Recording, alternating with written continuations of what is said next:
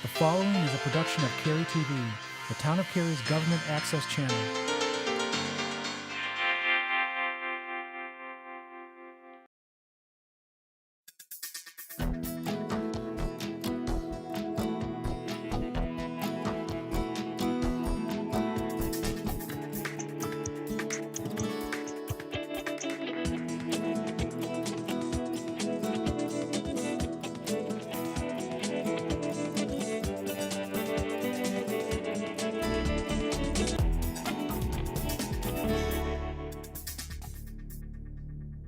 Hi, welcome to Cary Matters, our monthly program that helps keep you informed of the issues that the Town of Cary is working on. I'm Jennifer Robinson, Council Representative from District A, and joining me today is my fellow council member, Ed Yerha. Ed is one of our two at-large representatives, and so even though Ed lives in District D, he directly represents all of Cary's citizens, regardless of which district they live in. And it's a pleasure to have you here with me today. Well, thanks, Jennifer. It's my pleasure as well. I always like to take a few minutes to update our citizens on things that are going on around town. I know you're all about citizen engagement, so it's always appropriate to have you here. Okay, and do we ever have a lot going on to talk about? Today, we're going to talk about a major road project that will dramatically improve connectivity for our citizens. Also, we'll talk about the renewed conversation on transit that has begun. Roads and transit are important as we see our local economy grow. So, we'll talk about one of the town's recent initiatives to attract corporate expansion. And all of these new important projects make it increasingly important that we keep our eyes on historic preservation for the town as well. Our new Historic Preservation Commission has just been formed. So let's talk about this committee and its scope of its work as well. Okay, that sounds good. All right, let's get started. Many people who relocate to Cary talk to us about the road grids from other cities around the country. And some prefer those grids, while others tell us that they like the cul-de-sacs and they like the quiet streets there. While we are not a complete grid system, we actually do have a large road grid in our newer part of Cary. In western Cary, several roads carry cars north and south, such as, there's a long list here, Davis Drive, Lewis Stevens Drive, Highway 55, Highcroft Drive, Green Level Church Road, and Yates Store Road. And I was kind of listing those from east to west there. And those are all very good roads, especially since new signals have been added to improve the safety there. But as far as the grid goes, the town also has several east-west roads in place or planned. And these include O'Kelly Chapel, McCrimmon, Carpenter Fire Station, Morrisville Parkway, Green Hope School Road, and Green Level West. While north-south roads appear to be sufficiently built out to carry most of our traffic, our citizens are still needing better road connectivity when traveling east and west. Some of these roads are only 2 lanes wide, and right now, Morrisville Parkway, of course, doesn't even go all the way through. For years, citizens have been hopeful that Morrisville Parkway would be cut through and an interchange with 540 constructed. And this is not a small task, since the remaining portion of 540 was only 1.83 miles long. The good news is that Morrisville Parkway Extension is being constructed, albeit in phases. Construction is currently underway by private developers and the Town of Cary per the town's Land Development Ordinance, and sometimes we call that our LDO. So if you've heard the word LDO or the term LDO, that means our Land Development Ordinance. In that, private developers are required to upgrade or build the roadways along the frontage of their property in order to comply with the town's vision for that roadway as documented in our comprehensive transportation plan. The subdivisions of the Oaks at Highcroft, Friars Gate, and Greystone are working on their segments. And recently, developers constructed and opened an additional 2,950 feet of Morrisville Parkway westward from Highway 55. In total, developers will ultimately build 5,900 feet of the remaining 8,700. But that means it stops 2,800 feet short of connecting the east and the west portions. And the town is currently working on the final design plans for that remaining section that would link the eastern and western segment across NC 540.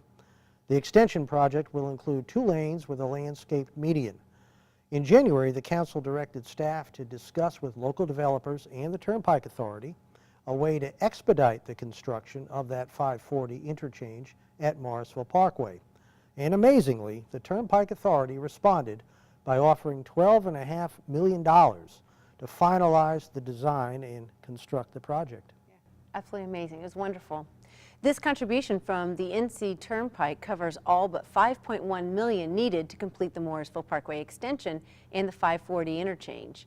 And given how incredibly important this road is to the people living out west in western Cary, the council voted to contribute $5.1 million to the project and directed our staff to continue to work with the NC Turnpike and NCDOT on this project. And now for you number crunchers out there, and yes, I'm a number cruncher myself, it's important for us to tell you where the funds came from. The council is using funds from our general fund balance. These are funds that we've set aside for either an emergency or projects of some significance. We're very fortunate to have conservatively established our fund balance so that we can be nimble when an opportunity such as this one presents itself. That's really true, Ed. We are very, very fortunate.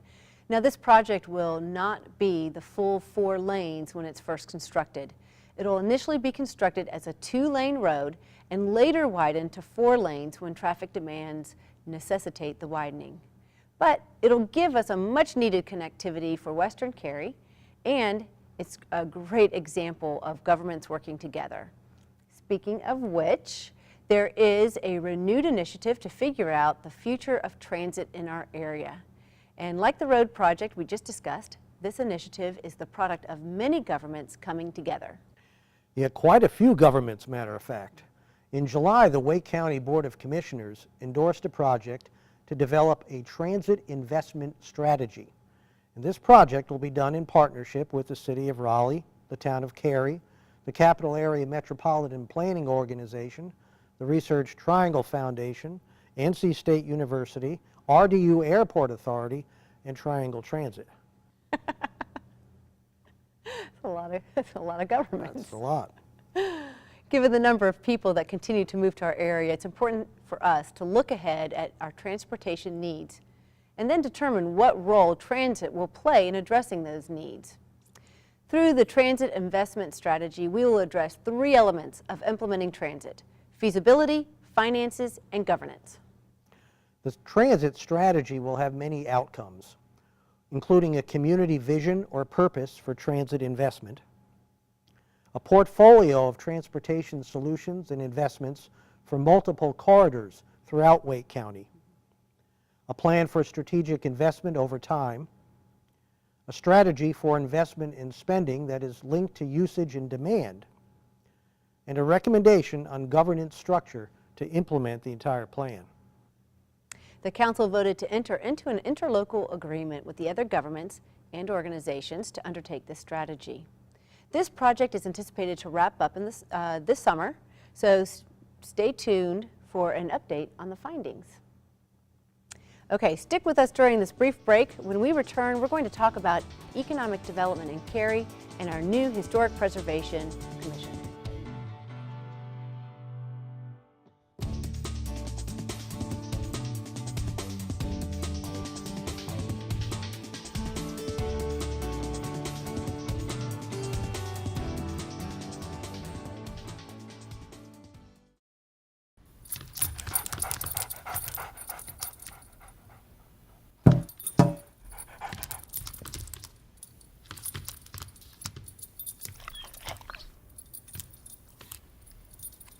There's a shelter pet who wants to meet you.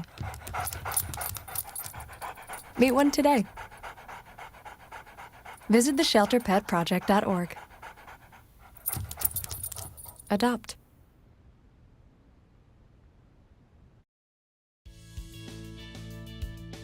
Hi, thanks for staying with us during that break.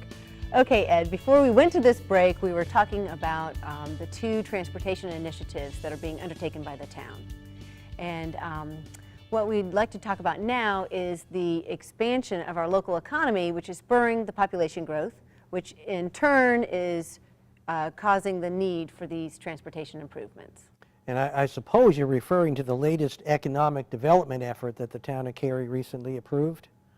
Because in October, the town council voted to enter into an economic development incentive grant agreement with the state of North Carolina for the purpose of enticing HCL America to locate a new facility here in Cary.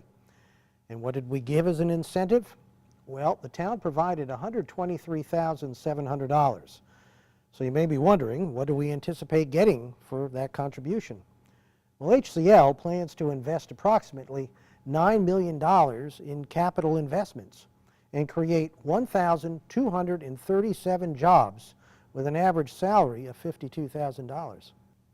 The agreement establishes that the incentive will be paid in installments as performance milestones are met. The company is also receiving incentives from the state through the One North Carolina grant and the Job Development Investment Grant funding.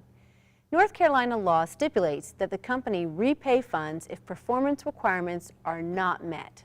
And that's a good safety net for us. Absolutely. And you know, though, all this economic development is great for our area, and we're so glad to have new companies and new people come to Cary.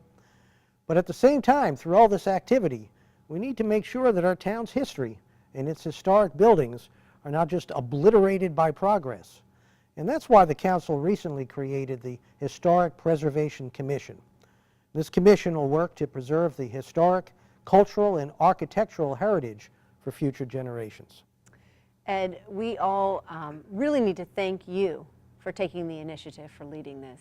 So, Ed is Mr. Preservation, and he really does a lot for the historic preservation community. And this was your initiative that you brought forward. So I'm really thankful for you that you did that. It was really long overdue, and the commission has already begun its work, having had its first meeting in October. The HPC, which I think we'll start calling it, that sounds good, will identify and recommend historic landmarks to the council for review and approval. Also, it holds quasi-judicial hearings and approves applications for proposed alterations to or demolition of Cary's designated local historic landmarks. That's right. The HPC really does have its work cut out for it. It'll also undertake and maintain an inventory of properties that have historical, prehistorical, architectural, and/or cultural significance. The HPC will also recommend to the council areas that should be designated by ordinance as historic districts, as well as recommend to council if previously designated historic districts or areas should have the historic designation removed. The commission members will also conduct education programs on historic buildings and districts, assist with the town's comprehensive plan and ordinances that pertain to historic preservation. Yeah. This is a large body of work for this organization. It's a lot of responsibility. I'm just thankful that 7 citizens have stepped forward to volunteer and help our town with this effort. Dedicating 3 years to do the commission's work, which is the length of a member's term, is a big commitment. It certainly is. Before we go to the break, I would like to mention that all of the commission meetings are open to the public. So if you're interested in preservation, please come down to Town Hall to see the commission do its work. You can go to the calendar section of goodoldtownofcary.org to see when the commission meets. Okay, well, all of you check out the town's website. We're going to take a quick little break here, and after the break we'll talk about what's happening in Cary during this month so that you can be involved and included. So stick with us.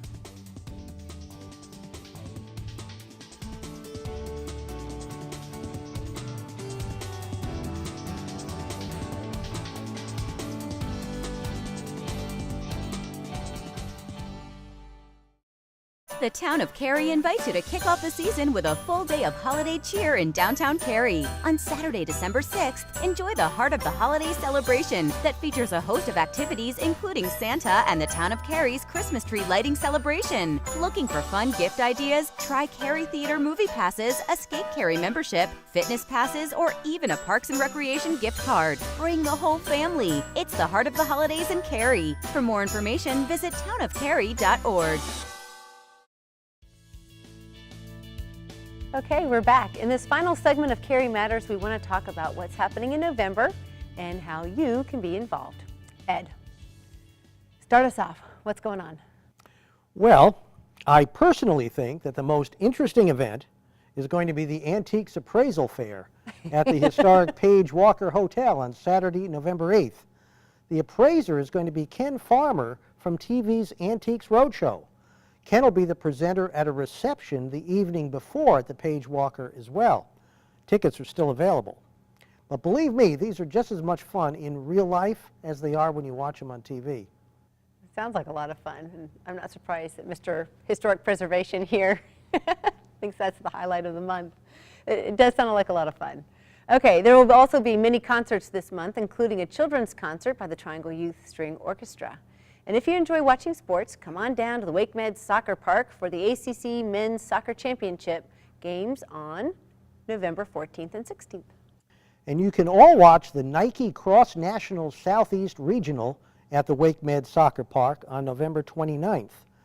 A lot of people may not be aware of this, but Cary has a pretty nice cross-country trail. And the Nike Cross National Southeast Regional is a pretty big deal. It's a culmination event of the long cross-country season and serves as the qualifying race for the top 2 boys and girls teams and the top 5 individuals for the Nike Cross National Championship to be held in Portland, Oregon. And one more thing. I'd like you to remember that the Cary Invasion basketball team opens its season with games on November 8th and November 22nd right here at the Herb Young Community Center. A lot of fun. Okay, learn more about these events and many more on our town's events calendar at townofcary.org. The events calendar also includes our public meeting, which is so much fun. So this month we'll have our quasi-judicial council meeting on Thursday, November 13th, and our regular business meeting on November 20th. We also have a work session on Tuesday, November 18th. So if you're a junkie for local government, come on down. We're here. There's one more thing that's very important in November. That's the holidays. Town offices are closed on November 11th for Veterans Day and November 27th and 28th for Thanksgiving. So check your annual solid waste mailer for information on any changes to your solid waste and recycling collection. Or, of course, you can always go to townofcary.org. And that's about it for this edition of Cary Matters. We appreciate your watching, and we hope that what we've shared has been of interest. Please let us hear from you. Your time is important, and we want this show to be of value to you as we work to bring you, our citizens, closer to your government. And remember, help keep Cary litter-free, clean, green, and beautiful by volunteering with our Spruce program. Thanks for watching, and as always, thanks for choosing to call Cary home.